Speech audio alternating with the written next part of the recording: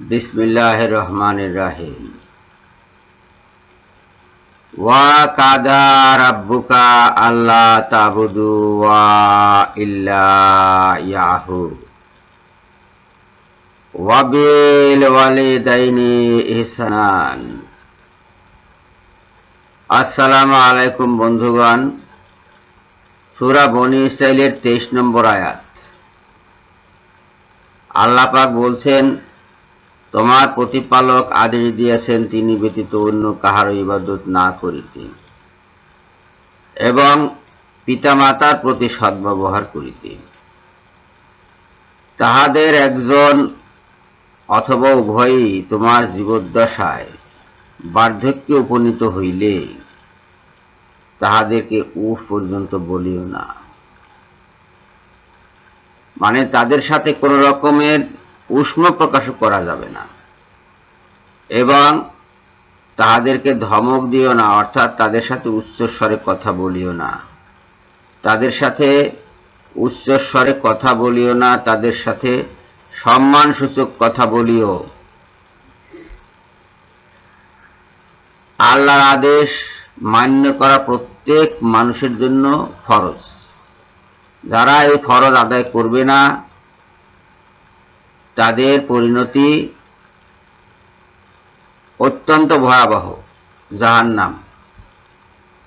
পিতামাতার সাথে সদ্ব্যবহার না করার অর্থ হলো আল্লাহর আদেশ অমান্য করা।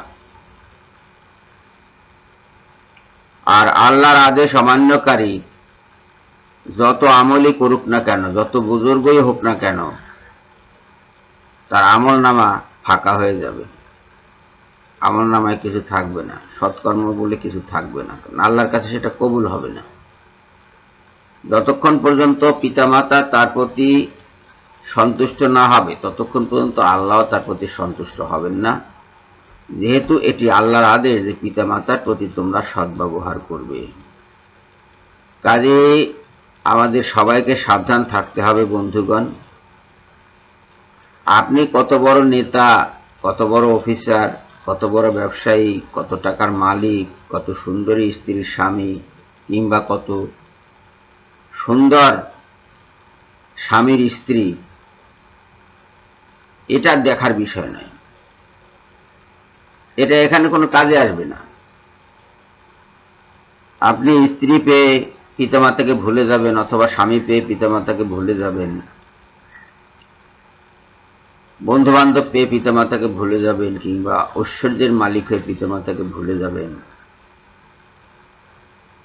অথবা বড় নেতা হয়ে, ক্ষমতাবান হয়ে, বড় অফিসার হয়ে, বড় ব্যবসায়ী হয়ে পিতামাতাকে ভুলে যাবেন, অনেক টাকা পয়সার মালিক হয়ে পিতামাতাকে ভুলে যাবেন, অথবা পিতামাতার সাথে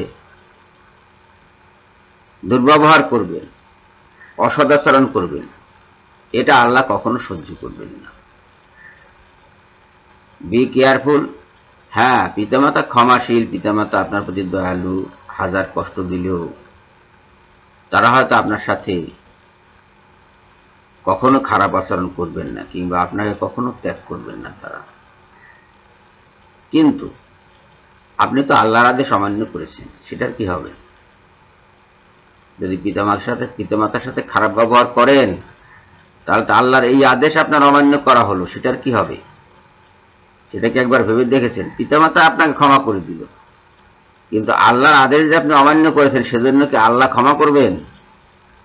সেটা একটু ভেবে নিতে হবে আপনাকে, এবং সেই অনুযায়ী সাবধান থাকতে হবে। সবাইকে ধন্যবাদ জানিয়ে এখনকার মতো বিদায় হচ্ছি। আল্লাহ হাফেজ।